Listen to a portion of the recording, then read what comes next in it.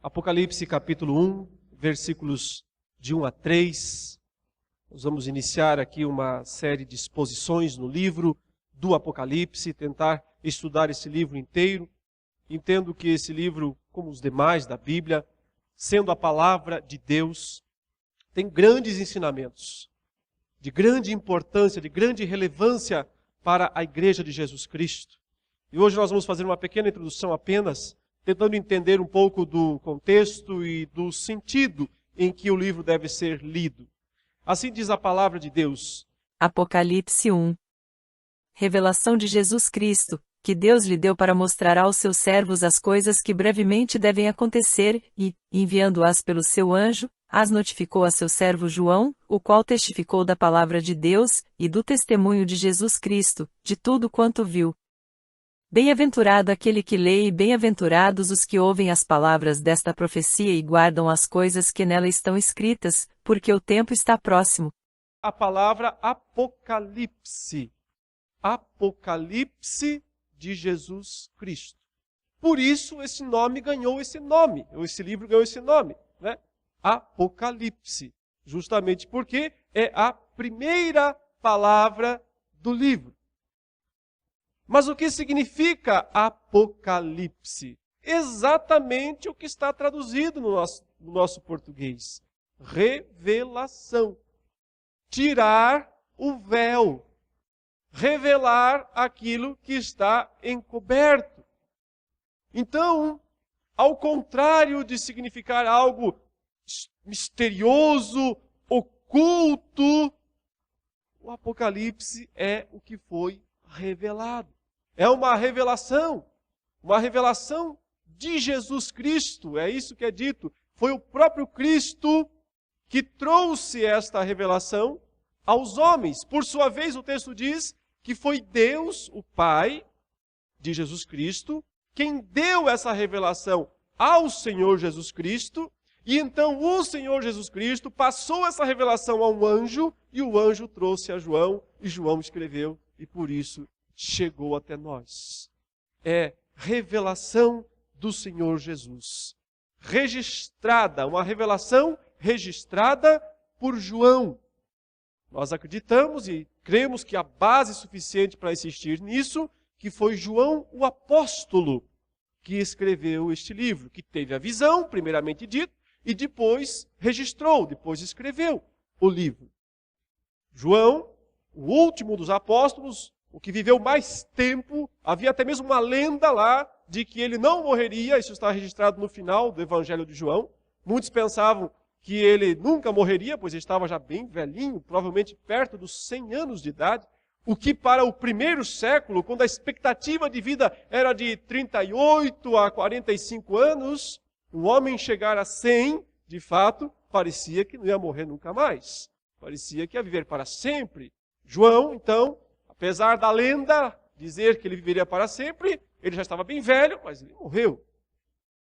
Talvez não muito tempo depois de ter escrito esse livro.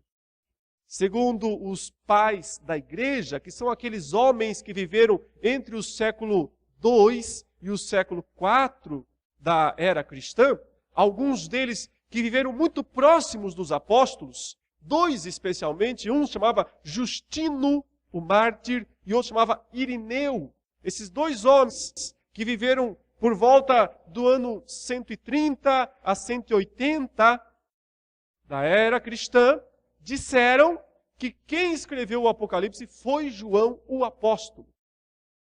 Então eles estavam muito próximos do tempo dos apóstolos. Inclusive, Irineu era discípulo de um discípulo de João. Provavelmente um homem chamado Policarpo, que havia sido discipulado pelo próprio João, o apóstolo. E Irineu, sendo um discípulo desse discípulo, afirmou: João, o apóstolo, escreveu o Apocalipse no reinado de Domiciano. Essa é uma citação de Irineu. João, o apóstolo, escreveu o Apocalipse durante o reinado de Domiciano. Ou seja, por volta do ano 96 da nossa era. Então, aproximadamente 60 anos, quase 70 anos depois da ressurreição de Cristo. Depois de Cristo ter vindo, ter morrido e ter retornado aos céus, cerca de 70 anos depois, João, o apóstolo, ainda vivo, velhinho, perto dos 100 anos, escreveu lá da ilha de Patmos, que ele mesmo diz onde ele estava, uma ilha prisão, uma ilha rochosa, uma ilha que os prisioneiros do Império Romano eram colocados lá.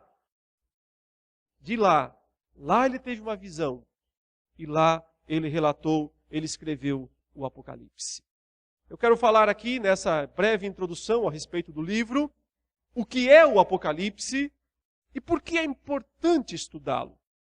O que ele é e por que é importante considerar essas coisas, estudar esse livro, prestar atenção a tudo aquilo que foi revelado nele. Então, antes de qualquer coisa, fica claro que o Apocalipse é uma revelação especial de Deus. Toda a Bíblia é revelação de Deus. Toda a Bíblia é inspirada por Deus. É assim que nós cremos, é assim que nós confessamos. Mas o Apocalipse é uma revelação especial dentro desta revelação, porque ele tem um caráter, ele tem peculiaridades só dele, que não vão ser achados tão facilmente em outros livros da Bíblia, pelo menos não em livros completos. Há porções apocalípticas, é assim que nós falamos ou chamamos esses textos que fazem menções escatológicas ao fim dos tempos, à volta de Jesus, ou ao novo céu e nova terra, ou à ressurreição, ou ao juízo final. Em outros livros, claro, há porções apocalípticas em Isaías, em Ezequiel, em Zacarias, especialmente em Daniel. O livro de Daniel é considerado o Apocalipse do Antigo Testamento. Mas ele não é um livro inteiramente apocalíptico, porque tem uma parte dele que é histórica. Narra o período de Daniel e seus amigos na corte em Babilônia. A segunda parte do livro, sim, é quando Daniel recebe visões do céu, quando ele tem visões do futuro, e então, através de anjo, ele também recebe interpretação dos eventos, registra, e portanto há um apocalipse condensado em Daniel. Também há porções apocalípticas ou escatológicas, e quando a gente fala escatológico, estamos falando em relação ao fim, porque escatom, na língua grega, quer dizer fim, o final, a consumação.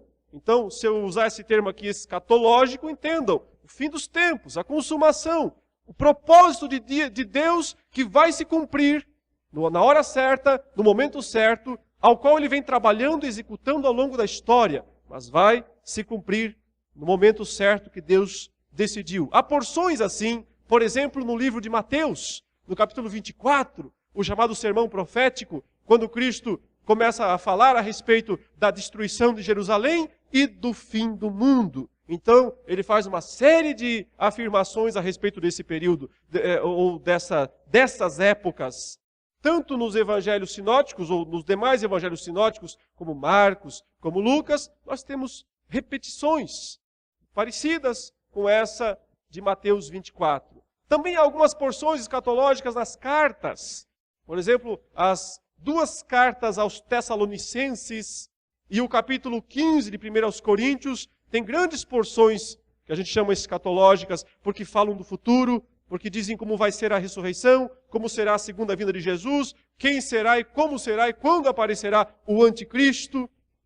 Então nós precisamos estudar o Apocalipse tendo em mente essas outras porções das Escrituras. Porque o Apocalipse, embora seja singular no sentido de que ele é do início ao fim, do primeiro ao último capítulo, totalmente apocalíptico ou escatológico, mas ele não é o único livro da Bíblia que tem essas partes, essas porções. E nós devemos comparar os textos para então chegar a uma compreensão. O que há de especial, então, no estilo apocalíptico de escrever? Há uma linguagem misteriosa, aparentemente, cheia de figuras, cheia de símbolos, cheia de números, cheia de cores, visões espetaculares, anjos, demônios, cidades gloriosas. É um estilo que não deve ser interpretado literalmente. Porque esses símbolos, essas figuras, essas descrições fantásticas querem transmitir uma mensagem que na maioria das vezes é simples. E as pessoas se perdem justamente porque se deixam levar pelas imagens fantasiosas e fantasiam ainda mais, e aí vão para mais longe do significado. Quase sempre o próprio texto já traz embutido nele o sentido simples, claro, que está por trás das descrições extraordinárias. Deus quis usar esse estilo literário para comunicar sua verdade. Ele quis fazer isso. Então nós devemos aceitá-lo e tentar entendê-lo. No primeiro século, quando o Apocalipse foi escrito, ele não era o único livro com esse estilo de linguagem. Aliás, se você for procurar, você vai encontrar talvez 30 livros apocalípticos escritos lá desde o segundo século antes de Cristo até o segundo século depois de Cristo. No intervalo de 400 anos, floresceu esse estilo de literatura apocalíptica nos dias dos apóstolos, nos dias de Jesus, antes dos dias de Jesus e um pouco depois dos dias de Jesus. Há muitos livros desse período que nós chamamos de livros apócrifos ou livros falsos, pseudepígrafos, ou seja, escritos falsos que surgiram nesse período. Quase todos eles, boa parte deles, desses livros, são atribuídos a grandes personalidades do passado. Por exemplo, você já ouviu falar de um homem chamado Enoque, não ouviu? Claro, ele está na Bíblia, diz que ele foi o 7º homem depois de Adão, aquele que andou com Deus e já não era, porque Deus o tomou para si. Ele viveu lá nos primórdios da humanidade, esse Enoque. Mas tem uns 4 livros dos séculos 2, 1 e 1 depois de Cristo atribuídos a ele, como se ele tivesse escrito. Por isso são chamados de apócrifos. Foram escritos depois, foram escritos pelo autor. Eles são escritos falsos, atribuídos a alguma personalidade do passado para que assim tivesse valor, fosse aceito pelas pessoas. Seria o mesmo que hoje alguém aqui do século 21 escrevesse um livro e o atribuísse, escondesse em algum lugar e colocasse lá como autor alguém do passado, alguém do século passado, ou alguém mais antigo ainda, vamos dizer, atribuísse lá, sei lá, a Napoleão Bonaparte. Foi ele que escreveu esse livro. Ele não podia escrever, porque ele viveu há séculos atrás, ele não pode ter escrito esse livro agora. Ou então, atribuir, sei lá, esse livro foi escrito por Nero, o imperador, que viveu há 2000 anos atrás. Seria como Nero escrever um livro hoje, se ele viveu há 2000 anos atrás? Então, esses escritos que circularam pela Palestina e também pelo mundo greco-romano daqueles dias, e que eram chamados, ou hoje são chamados de apocalípticos, na sua maioria, eles são escritos falsos. São todos escritos falsos. Não foram escritos pelos autores de quem se diz. Por exemplo, existe um apocalipse de Pedro, um apocalipse de Paulo, um apocalipse de Tomé, um apocalipse de Abraão, um apocalipse de Adão. Até Adão escreveu um apocalipse. Existe um apocalipse de Isaías, de Baruque, de Esdras.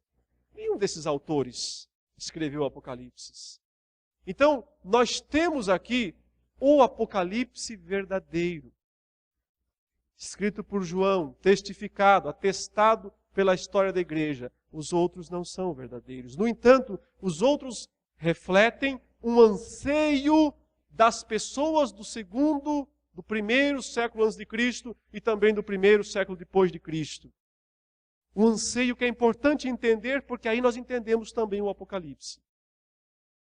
Havia um desconforto nos crentes de Israel, digamos assim, do período intertestamentário. Acabou o Antigo Testamento, o último livro foi escrito lá mais ou menos 400 e poucos anos antes de Cristo, e aí nós temos um vácuo, um período em que ninguém escreveu revelação. Não tem mais palavra inspirada. E ao mesmo tempo parece que aquelas promessas antigas não estavam se cumprindo nesse período. Porque Israel não se tornava uma nação livre. Israel ia passando de mão em mão.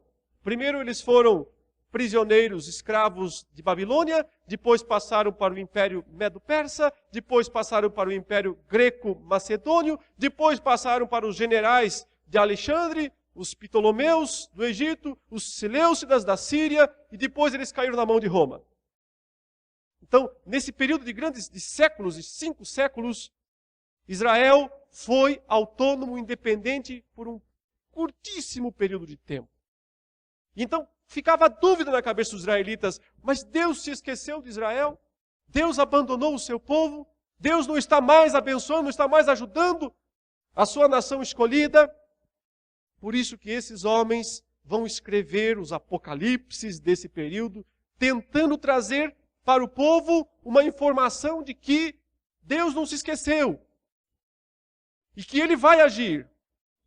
Mas Ele vai agir só num futuro extraordinário e até lá Israel vai padecer, Israel não vai ter salvação, a não ser quando Deus intervir lá no mundo vindouro. Por isso, os apocalipses desse período são negativos na sua maioria. E o apocalipse bíblico de Jesus Cristo é cheio de esperança, é cheio de otimismo, apesar de também entender a dura realidade em que os cristãos estavam na última década do primeiro século, sob terrível perseguição do Império Romano. Mas apesar desse contexto, a mensagem do Apocalipse é otimista, é esperançosa. Eu espero tentar fazer os irmãos queridos poderem entender isso à medida que nós estudarmos. Portanto, aqui já está a primeira verdade fundamental. O Apocalipse tem um estilo literário próprio. Se você não entender isso, você não vai entender o livro. Suponha que você nunca tivesse lido poesia nenhuma, não soubesse o que é esse estilo literário chamado poesia. Aí um dia cai uma poesia na sua mão. E você vai ler, você vai achar a coisa mais estranha do mundo. Você não vai conseguir entender quais são as fórmulas que compõem, por que tem aquela rima, por que aquelas palavras parecem que são forçadas para se arranjar, para se acertar, para ter a métrica. Por quê? Porque você não está habituado a ler aquele tipo de literatura. Então a questão fundamental é essa. As pessoas hoje não entendem o Apocalipse em grande medida porque elas não estão habilitadas a ler o estilo de literatura que o Apocalipse é. Precisa entender isso. Se entender isso, vai ficar mais fácil, vai ficar mais claro, a compreensão do texto será mais tranquila. Portanto, o que é o Apocalipse? É uma revelação especial de Jesus, de grande valor, mas tem essas características, essas peculiaridades que precisam ser consideradas, caso contrário, vai ser muito difícil compreender o sentido, compreender o significado. Mas note que o próprio Apocalipse se autodefine como uma profecia. Ele diz isso daí, que o Apocalipse é essa revelação de Deus, que ele passou a Jesus Cristo, que Jesus passou ao seu anjo e que o seu anjo entregou ao apóstolo João, uma profecia atestada, uma profecia verificada, essa ideia, por João, que viu, que enxergou, que comprovou, ele é testemunha ocular, ele não está narrando algo que falaram para ele, está narrando aquilo que ele viu. E ele chama isso de uma profecia testificada. A questão, meus irmãos, importante nesse começo de estudo do livro, é entender o seguinte: primordialmente o Apocalipse fala do quê? Ele fala do futuro? Ele fala do passado? Ou ele fala do presente? Qual é a principal perspectiva do livro do Apocalipse? Grande parte das pessoas imagina que é futuro, tudo futuro. Tenta ler pensando no que vai acontecer. Mas o Apocalipse não é primordialmente ou primariamente um livro que fala do futuro. Sim, ele fala do futuro. Mas antes de falar do futuro, ele fala do passado. Ele constrói ou ele reconstrói toda a fundamentação doutrinária do cristianismo, que já aconteceu. Imagine, João está lá vivendo no ano 96. Jesus Cristo nasceu há 90 e tantos anos atrás. Ele morreu, ele ressuscitou 60, 70 anos atrás. Esses eventos são centrais e estão sempre sendo relembrados no livro. Então, o Apocalipse, mais do que tudo, ele fala do passado. Ele resgata o passado, ele eleva o passado, ele traz, revela o significado profundo daqueles eventos relacionados ao nascimento, à vida, à morte, à ressurreição e à ascensão de Jesus. Esses eventos são centrais. Grande parte do Apocalipse faz referência a isso. E quando nós não prestamos atenção, então nós ficamos fazendo aí, a nossa imaginação vai ver coisas bem diferentes e vai se perder num labirinto de interpretações. O Apocalipse fala essencialmente do que Deus já fez, do que Deus já realizou, do que Deus já operou.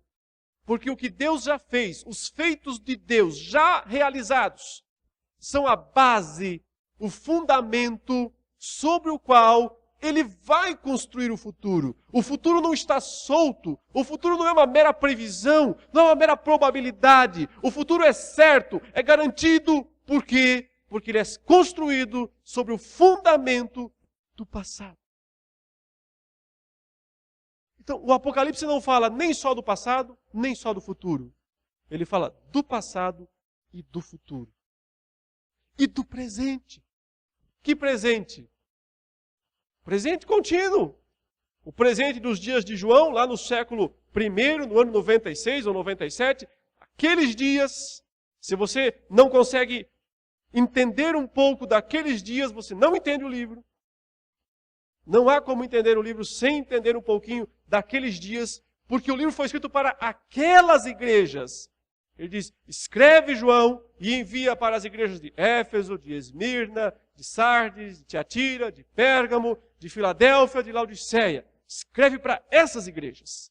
Elas eram igrejas que existiam lá naquela região da Ásia Menor, onde hoje é a Turquia. Eram igrejas reais, como a nossa. Feita de homens, mulheres, só que viviam numa situação menos confortável do que a nossa. Sob intensa perseguição, martírio, espólio dos bens. Para essas igrejas, o Apocalipse foi escrito. Por isso, antes de tudo, eu tenho que me ver, eu tenho que me imaginar como um cidadão, como um cristão do primeiro século. Então, se eu entender um pouquinho da vida deles, do que eles faziam, dos seus medos, dos seus anseios, das suas expectativas, o livro vai ficar muito mais fácil. E eu espero ajudá-los a entender isso nas nossas exposições.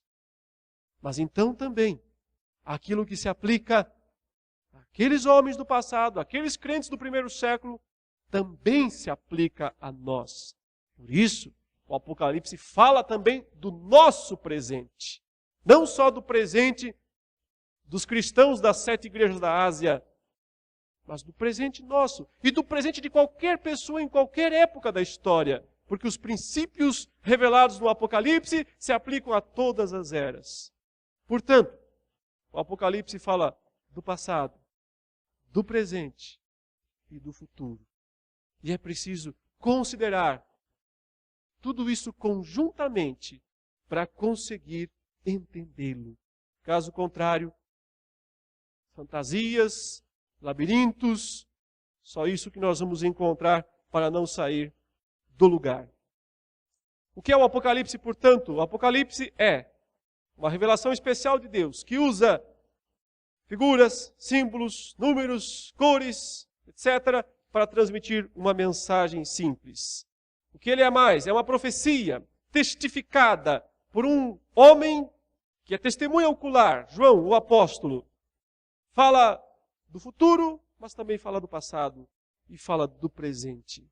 E finalmente, por que é importante estudá-lo? O versículo 3 nos diz isso. Ele diz, bem-aventurados aqueles que leem e aqueles que ouvem as palavras da profecia. e guardam as coisas nela escritas, pois o tempo está próximo. Bem-aventurados. É interessante que ele diz aqui, aqueles que leem e aqueles que ouvem. Porque o Apocalipse era um livro que foi escrito num pergaminho. Aqueles pergaminhos antigos que nós vemos nos filmes ou nos museus. Um livro escrito num rolo, talvez, pele de ovelha. De algum modo ele foi contrabandeado de Pátimos, onde João estava lá prisioneiro. E de algum modo ele conseguiu sair da prisão, da ilha-prisão, e foi mandado para as 7 igrejas. Chegou na primeira, Éfeso, que era a principal cidade da região da Ásia Menor e a cidade onde João foi pastor no passado. Ele pastoreou essa igreja. Foi a primeira a receber. Qual era o processo de descobrimento, de leitura do livro? Uma pessoa ia à frente da igreja, abria o rolo e lia. E as demais pessoas assentadas ouviam. E provavelmente aquela seria a única oportunidade de muitos daqueles cristãos de tomarem conhecimento daquele livro. Porque talvez nunca mais na vida teriam acesso a ele. Posteriormente foram feitas muitas cópias, mas muitos morreram já naqueles dias. E talvez a única oportunidade foi essa. Você pode imaginar a atenção que aquelas pessoas prestavam? A concentração daqueles primeiros cristãos, quando eles recebem o rolo, recebem o pergaminho, e alguém diz, foi escrito pelo apóstolo João, o último dos apóstolos, que está lá na ilha de Pátimos, um prisioneiro. Ele teve uma visão de Deus, uma visão de Jesus Cristo lá, e ele escreveu esse livro e mandou para nós, para que fosse lido. As pessoas não iam ficar sentadas lá pensando em alguma outra bobagem da vida, não. Elas não iam ficar pensando nas dívidas que tinham que pagar amanhã, ou se o time do futebol lá ganhou ou perdeu. Isso para elas não valia mais nada. Elas estavam atentas, querendo absorver ao máximo possível os ensinamentos preciosos desse livro. Isso João está dizendo, bem-aventurados. Aquele que lê, o leitor, e aqueles que ouvem, os ouvintes. Aqueles que não se distraem, aqueles que prestam toda a atenção, aqueles que querem absorver cada palavra, querem compreender todo o significado desta maravilhosa revelação, desta maravilhosa profecia que foi revelada por Deus. Se eles prestassem muita atenção, eles veriam umas coisas extraordinárias. Se eles fizessem muito silêncio durante a leitura do livro, e os seus ouvidos estivessem atentos a cada palavra, eles veriam que esse livro não é fantástico, formidável, apenas por causa das suas imagens, dos seus símbolos e da sua revelação, mas eles conseguiriam ver que a própria escrita é extraordinária, é cheia de detalhes interessantes e detalhes que transmitem um grande conteúdo. Foram esses detalhes, ou são esses detalhes que eu tenho pesquisado. Tem sido alvo principal das minhas pesquisas no Apocalipse, tentar entender os detalhes literários e o quanto há de riqueza nessas coisas. Por exemplo, você acabou de ver aqui, não é? João dizendo, bem-aventurados aqueles que leem e aqueles que ouvem.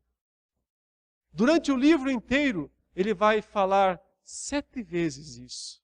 Ele vai dizer 7 vezes, bem-aventurados para alguma coisa, para alguém.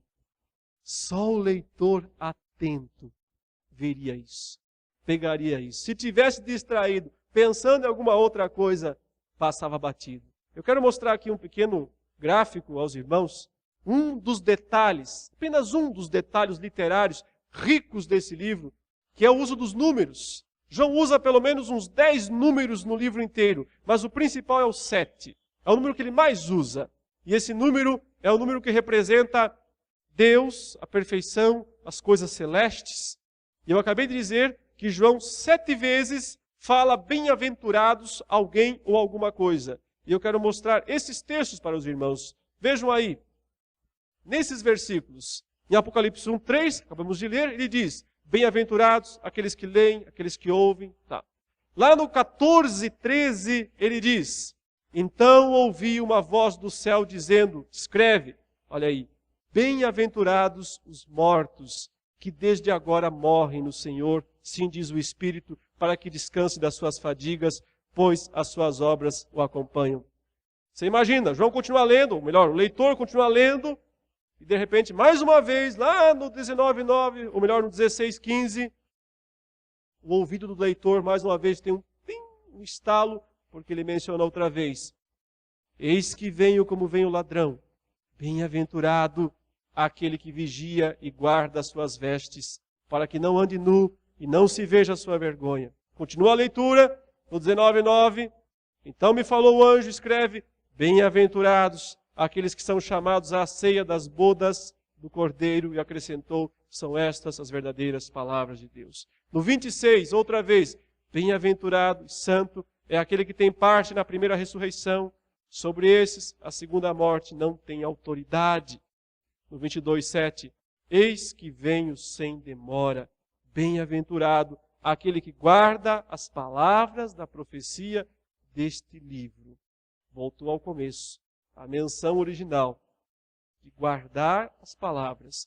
E termina com a última bem-aventurança do livro, bem-aventurados aqueles que lavam as suas vestiduras no sangue do Cordeiro, para que lhes assista o direito à árvore da vida, e entrem na cidade pelas portas. Se o leitor esteve atento, ele contou, ele viu 7 bem-aventuranças. Por que 7? Por que não 6? Por que não 8? Porque há um padrão em torno do número 7 nesse livro. Mais um exemplo que eu quero mostrar aos irmãos. As 7 referências à volta, à vinda iminente de Cristo. A primeira está já no versículo 1, que fala as coisas que em breve, logo, logo, devem acontecer. A segunda está no 2,16. Portanto, arrepende-te, se não venho a ti, já, sem demora, e contra eles pelejarei com a espada da minha boca. 3,11 repete, venho sem demora, conserva o que tens, para que ninguém tome a tua coroa. Essas menções estão no início do livro. Agora você passa o livro inteiro e lá no final você acha mais 4 menções à brevidade, ao que vai acontecer rapidamente, no sentido de que Deus vai cumprir seus planos, seus propósitos. Está no 22:6, no 7, no 12 e no 20. Todos fazendo menção à vinda iminente de Jesus. Por que 7? Porque 7 vezes mencionar isso. Ele quer transmitir uma mensagem com essas informações. Veja, há 7 referências à palavra de Deus no livro inteiro. 7 vezes ele fala sobre a veracidade da palavra de Deus. No 1:2, ele diz, o qual atestou a palavra de Deus e o testemunho de Jesus Cristo. No 1:9, outra vez ele fala, achei-me na ilha de Patmos por causa da palavra de Deus. No 6:9, aqueles que tinham sido mortos por causa da palavra de Deus. No 17:17, ele fala aí que os inimigos têm em seu coração realizar esses pensamentos, dar à besta o apoio que possuem, até que se cumpra a palavra de Deus. No 19:9, outra vez, ele disse, são estas as verdadeiras palavras de Deus.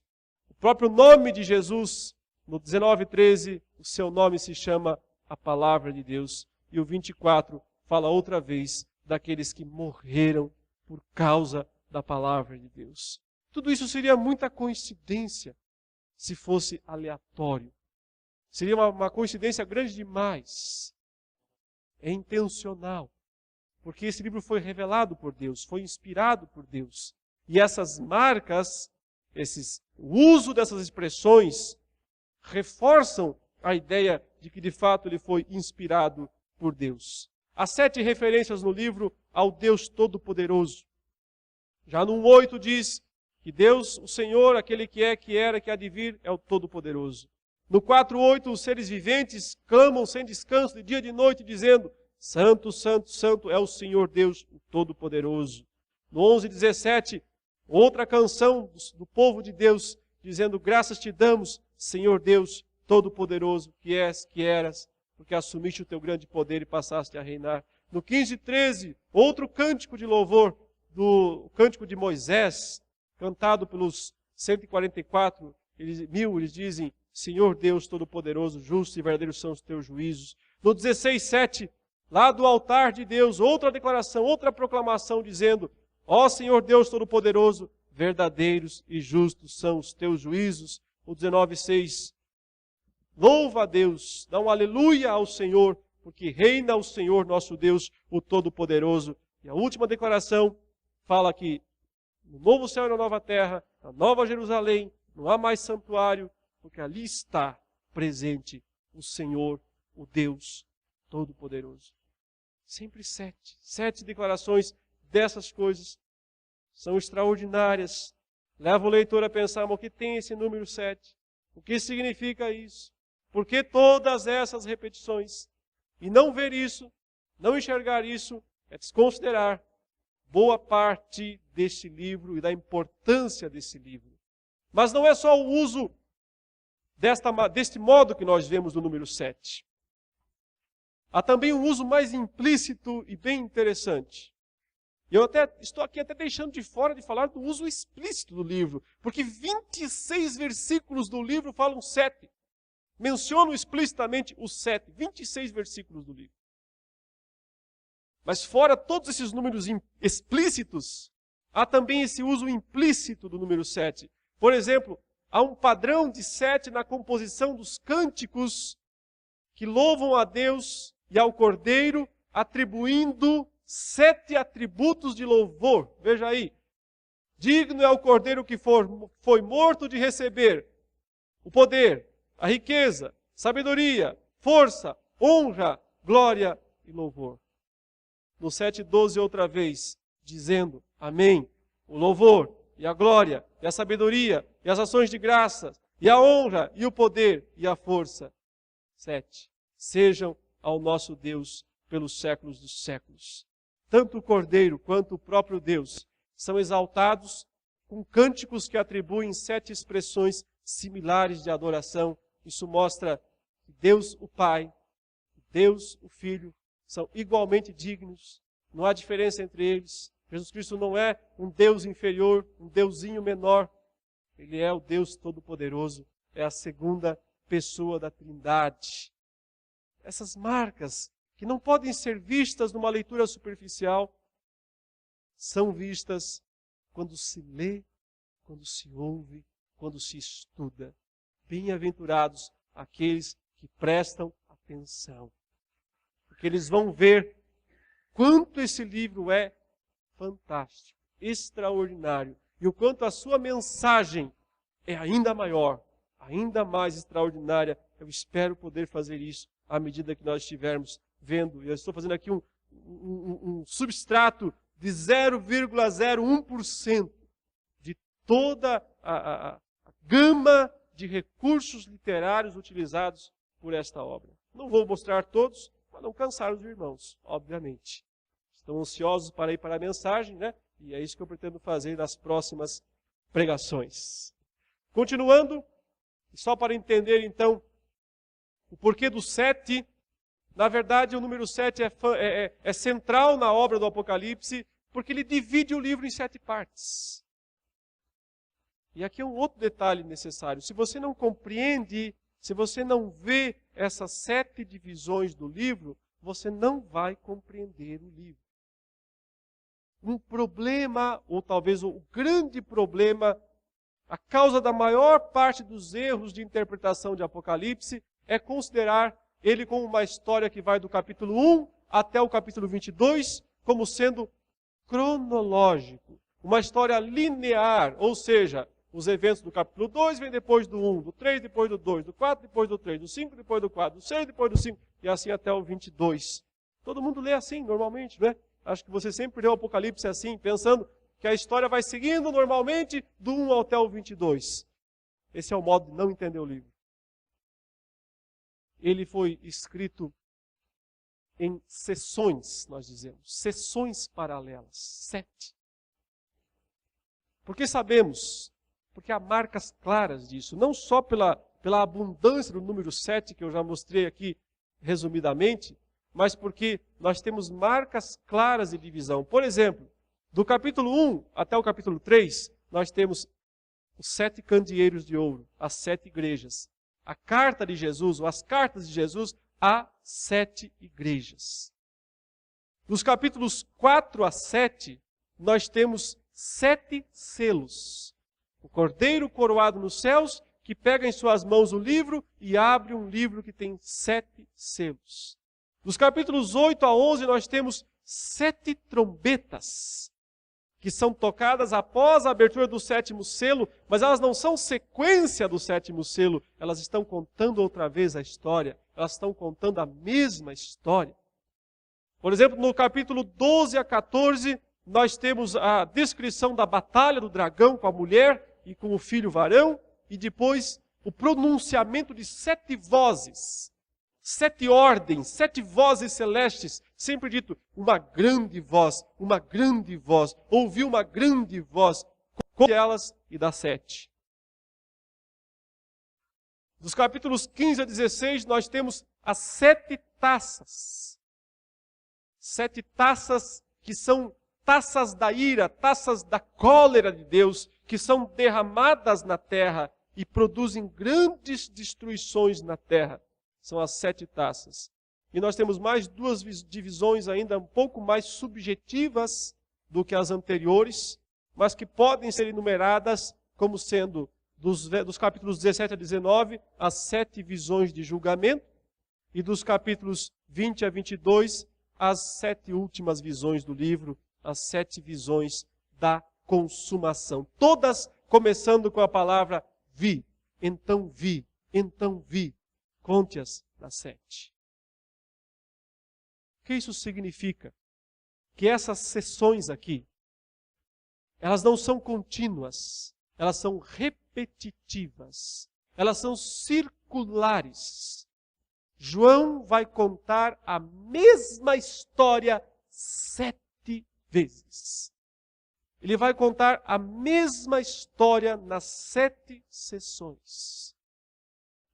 Por isso que se você ler cronologicamente, como se fosse uma sequência do 1 ao 22, você não vai entender nunca. Sabe por quê? Porque aí vai parecer que o mundo vai acabar uma meia dúzia de vezes. Que Jesus vai voltar umas 4 vezes. Que vai ter umas 3 ressurreições. Que vai ter não sei quantas batalhas finais. E na verdade, só tem uma vinda de Jesus, só tem uma ressurreição, só tem um juízo final, só tem uma consumação de todas as coisas. Só tem uma ressurreição, mas ele reconta a história 7 vezes. É uma técnica. Bem-aventurados aqueles que ouvem.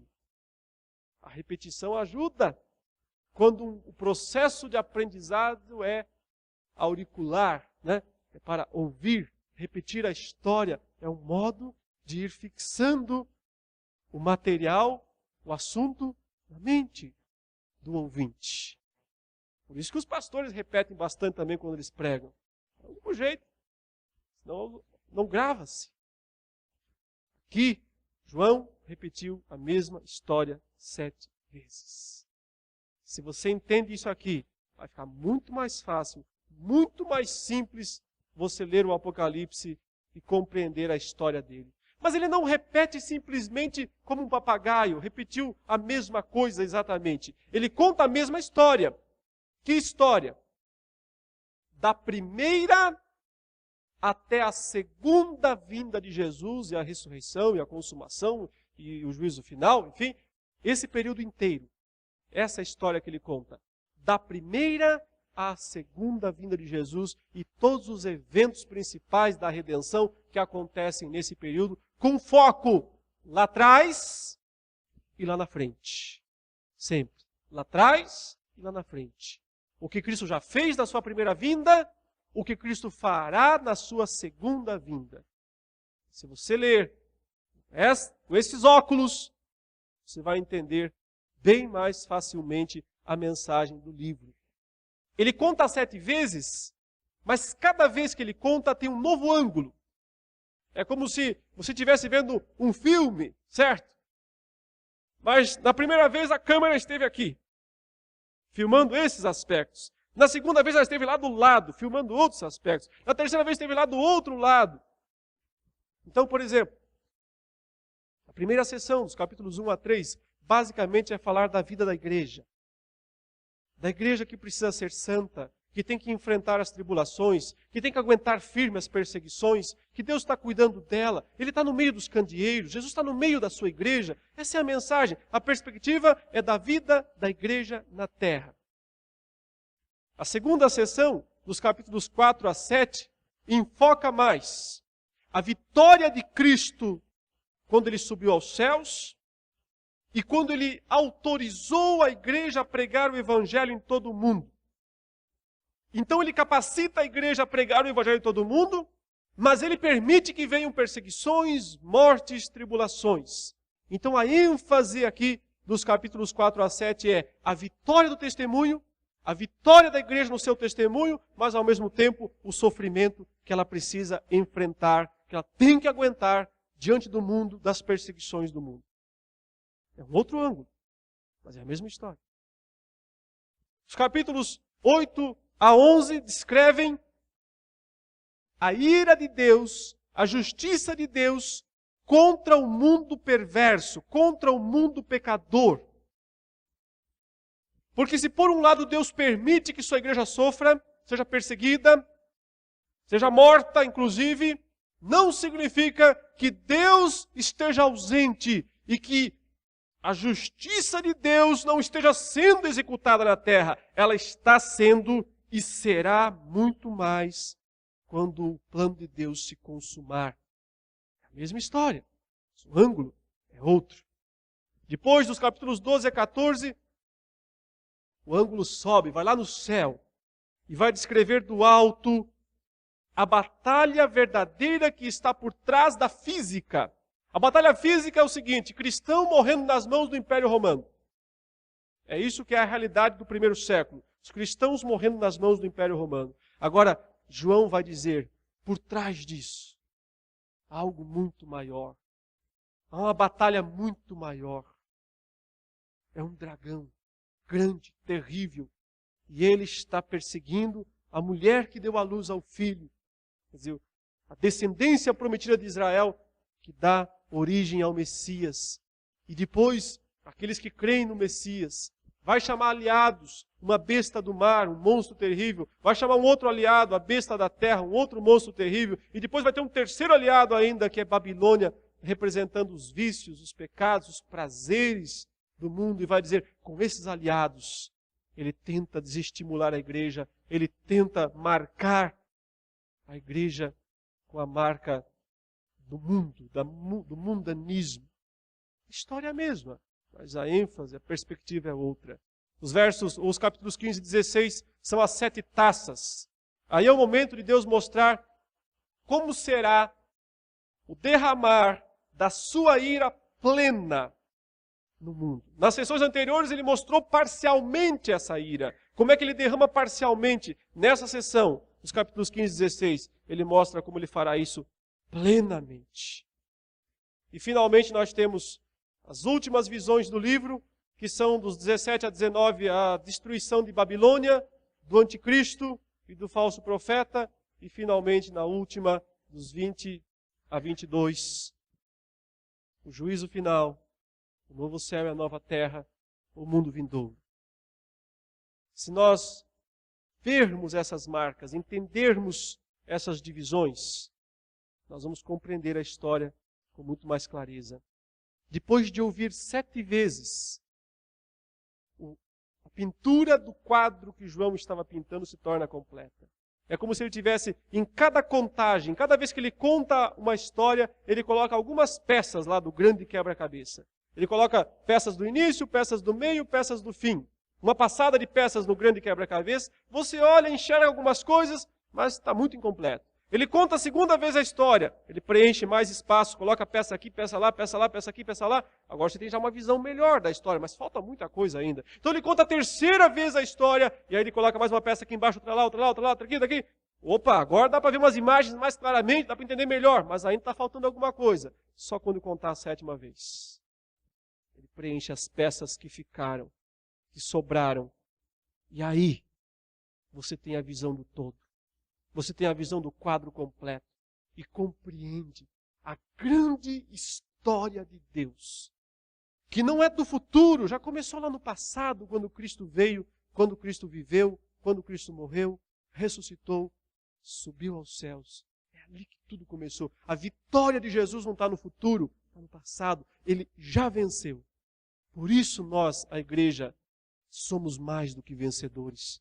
Não importa o que teremos que enfrentar, as perseguições que vierem, as leis impostas, a violência imposta, que vier do mundo, não importa o que acontecer.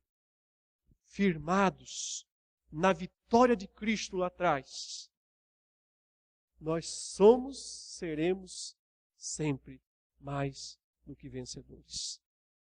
É isso. Essa é a grande mensagem principal desse livro.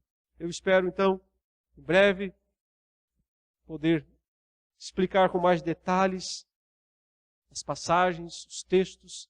Os irmãos verão que a mensagem é simples, no fundo, muito simples, e usa essas figuras, esses recursos extraordinários. Entendendo isso, fica muito mais glorioso e nós podemos, assim, glorificar ainda mais a Deus. Oremos ao Senhor, curva a sua cabeça, feche seus olhos. Senhor Todo-Poderoso, Senhor dos céus e da terra, Jesus Cristo, que é o Rei dos reis, o Senhor dos senhores, que está no céu, entronizado, glorificado, governando e comandando todas as coisas. Ele deu essa revelação a João e por providência ela chegou até as nossas mãos para que a estudemos, para que meditemos, para que sejamos consolados, confortados, fortalecidos nesta mensagem. Que o Teu Espírito, ó Deus, que está presente, foi quem inspirou esse texto.